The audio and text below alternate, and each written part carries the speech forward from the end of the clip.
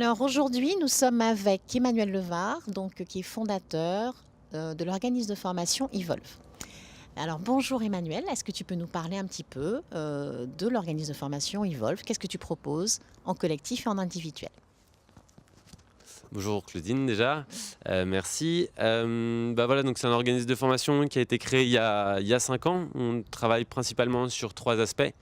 L'aspect organisationnel, donc je me pose beaucoup la question des systèmes d'organisation dans lesquels on est. J'ai une croyance qui est que les systèmes dans lesquels les humains sont plus influents pour les humains que les humains eux-mêmes. Donc que si on vient changer la façon dont on s'organise, dont on travaille ensemble, ça vient favoriser ou non des comportements chez les individus. Je pense que des structures pyramidales fortes, par exemple, favorisent la disparition de l'autonomie et la créativité. Et comment justement mettre en place des systèmes qui viennent soutenir le travail ensemble. Donc ça, c'est le premier aspect, travailler sur les systèmes. Le deuxième aspect, c'est l'aspect relationnel, le comment on travaille ensemble dans une équipe, comment on vit ensemble dans une équipe, avec l'idée que on évolue en relation, hein, depuis la naissance. On évolue d'abord dans le lien avec la mère, dans le regard de la mère. On continue à appartenir à des groupes, puis à choisir nos groupes d'appartenance tout au long de notre vie. Et du coup, comment on vient évoluer dans la relation, comment on vient travailler la relation. Il y a moi, il y a l'autre, et il y a cet espace entre nous deux, qu'est la relation, et comment on accompagne ça, et comment on peut grandir grâce à la relation. Et le troisième aspect sur lequel on intervient, c'est l'aspect individuel. Comment accompagner les individus dans leur développement, dans leur évolution, en fonction de leurs aspirations, de leurs envies, de où ils sont dans leur vie. Donc tout un travail autour de la raison d'être, comment on peut aller trouver, reconnaître sa raison d'être à un moment donné de notre vie, et comment on peut relier notre action d'aujourd'hui à notre raison d'être. Donc comment je peux aller mettre du sens dans les actions de chaque jour, pour les relier peut-être à quelque chose de plus vaste, de plus large que moi qui m'appelle. Et pareil, comment, si je suis beaucoup dans les actions de la vie, je peux aller mettre un peu plus de clarté dans mes visions et vers où j'ai envie d'aller. Voilà, en gros, les 3 aspects. Merci beaucoup Emmanuel. Alors juste une petite question, je sais aussi que tu as travaillé avec Bernard-Marie Chiquet sur la partie holacratie, justement pour amener des organisations un petit peu différentes, les faire évoluer. Donc est-ce que tu peux nous parler un petit peu de cette expérience-là?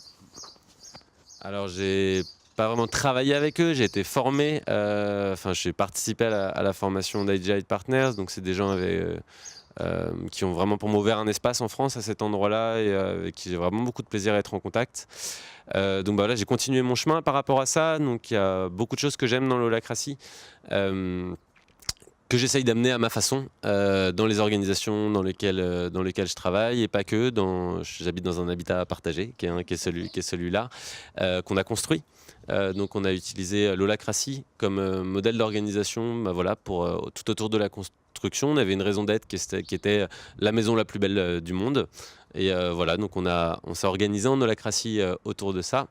Et après, dans mon travail, dans ma passion, je vais dire, dans les équipes dans lesquelles j'interviens, eh ben, je mets une attention à aller différencier ce qu'on appelle les tensions relationnelles, ce que j'appelle les tensions relationnelles des tensions organisationnelles. Pour les tensions relationnelles, je vais utiliser des processus de médiation, des processus de coaching, des processus du vivre ensemble. Et pour les tensions organisationnelles, on va aller utiliser les outils des nouveaux modèles organisationnels, comme l'holacratie, comme la sociocratie, le processus de prise de décision intégrative, donc du consentement, la notion de rôle, la notion d'évolution dans nos rôles, la notion de pouvoir changer de rôle et de faire évoluer ce qu'on fait dans les équipes. Donc voilà, cette différenciation-là, toujours entre individuel, relationnel, organisationnel, et quels outils sont adaptés pour aller traiter en fait quelle tension, avec la vision qu'une tension c'est quelque chose de positif, et que c'est la vie qui exprime un besoin d'évolution, et comment on va accompagner au plus juste, hein, évidemment, c'est jamais parfait, mais au plus juste chacun de ces espaces, pour permettre quelque chose de l'ordre de la fluidité organisationnelle et de la souplesse relationnelle, je dirais. Donc voilà, je dirais pas aujourd'hui que je fais de l'holacratie, parce que l'holacratie, c'est quelque chose, je pense, qui est à prendre dans son ensemble, en entier. Ça demande de signer la Constitution, ça demande de suivre chaque aspect. Par contre, ce que je vois dans le processus d'évolution, c'est même si on ne vient mettre que quelques aspects de l'holacratie, ça permet peut-être pas le switch total que permet l'holacratie, qui vient vraiment changer quelque chose à l'intérieur de nous, de nos connexions neuronales, mais déjà amener du consentement, amener cette notion de différence entre rôle et fonction, amener cette idée de quand je ressens une tension, bah, je peux faire une proposition. Ça vient déjà préparer un terrain qui certainement plus tard permettra à ces organisations et à ces équipes de faire un pas, que ce soit avec l'holacratie ou avec d'autres outils émergents, de faire ce pas de plus. Voilà. Alors justement, en parlant de ce pas de plus, est-ce que dans l'expérience d'accompagnement de certaines sociétés ou organisations, est-ce que tu as pu observer vraiment une différence et puis par quoi ils sont passés finalement dans la durée de l'accompagnement entre ce qu'ils étaient avant en organisation, en termes d'organisation et en termes d'humain finalement, et puis ce qu'ils sont maintenant, et est-ce qu'eux-mêmes ont ressenti vraiment cette révolution finalement comportementale? Il y a un exemple que j'aime bien, donc je vais le donner. Il y a une équipe d'éducateurs spécialisés que j'ai commencé à accompagner il y a 2 ans et demi, je crois maintenant, près de Strasbourg, et où en fait c'est un organisme, une institution qui m'avait fait venir parce que c'était une équipe qui considérait aller mal, qui était vraiment en tension déjà interne et qui pouvait plus du tout du coup se centrer sur l'accompagnement des enfants. Et du coup, voilà, on a passé vraiment une première partie à aller vraiment fluidifier les relations déjà, à aller travailler là-dessus, avec le processus de décision intégrative que j'avais un peu modifié, hein, donc vraiment pour cette histoire de qu'est-ce qui relève des tensions relationnelles et qu'est-ce qui relève des tensions organisationnelles. Et je les voyais une journée tous les 2 mois. Et on a commencé ce travail. Et aujourd'hui, donc on a arrêté cet accompagnement il y a 6 mois. Et 2 ans après, aujourd'hui, elle est reconnue, je pense, par l'institution comme l'équipe un peu numéro 1. Ça veut rien dire, mais en tout cas une équipe qui va bien et qui déteint aussi sur le reste de l'organisation. Donc aussi bien au niveau de l'autonomie et de l'indépendance, où ils se gèrent, ils sont en auto-gouvernance, ça c'est clair, dans la limite possible de cette institution, puisque l'institution continue à fonctionner sur un modèle normatif rationnel, on va dire, à cet endroit-là. Et donc c'est une évolution qui a été très intéressante pour moi. Déjà dans ma pratique personnellement, et aussi pour voir cette évolution-là. Il y a des personnes qui sont parties de cette équipe, donc ça c'est quelque chose ce changement a été quelque chose qui leur a permis de partir, je vais le dire de cette façon-là.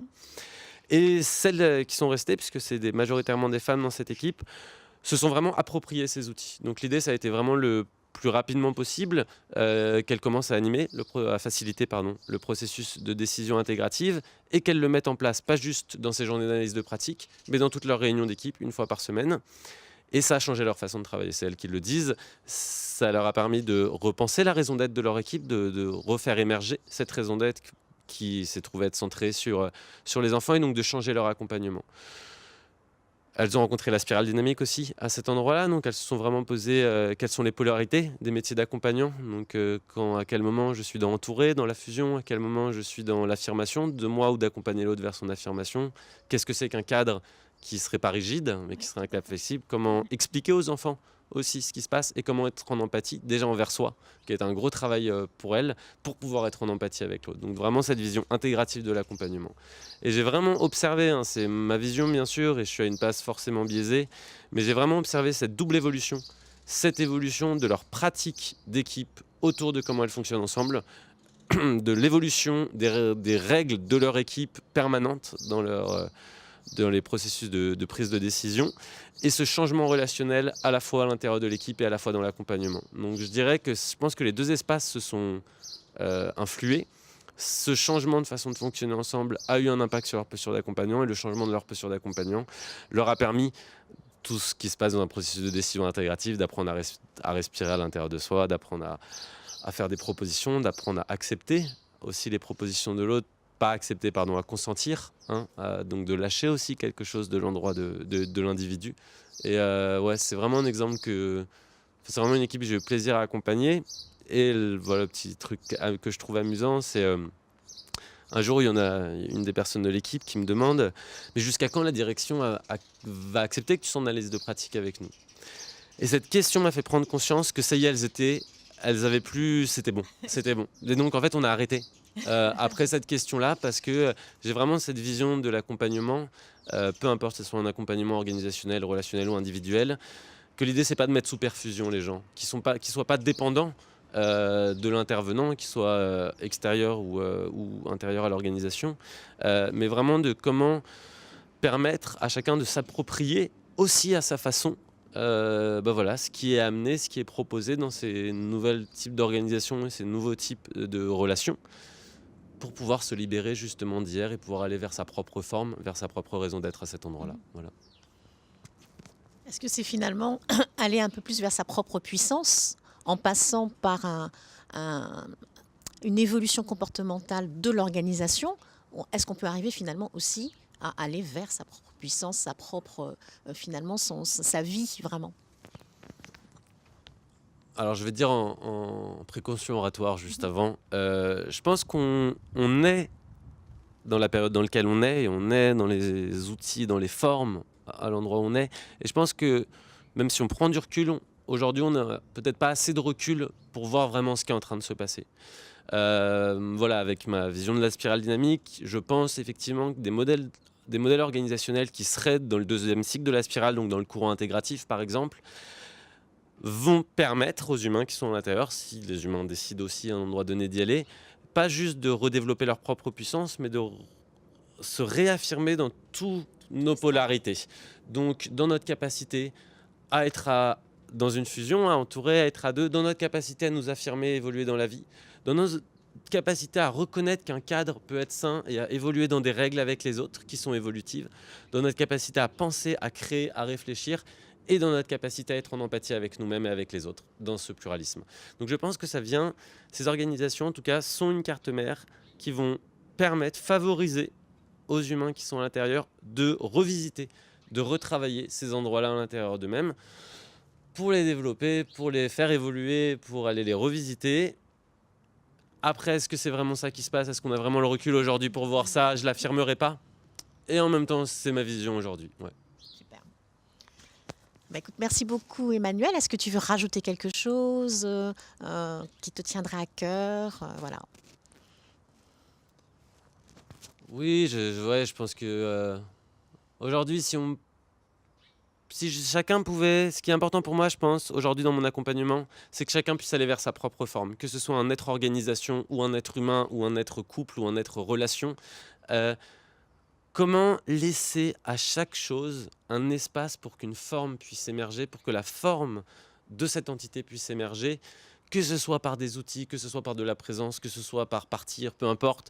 Mais juste, est-ce qu'on laisse, et je pense que l'holacratie fait ça, la sociocratie peut-être aussi, est-ce que je laisse les formes émerger? Et voilà, ça serait ça, que ce soit ma forme à moi ou la forme d'une organisation. Ça serait ça qui serait important. Merci beaucoup Emmanuel, Merci. vraiment. Ça a été un plaisir de partager avec toi. Merci. Voilà, au revoir.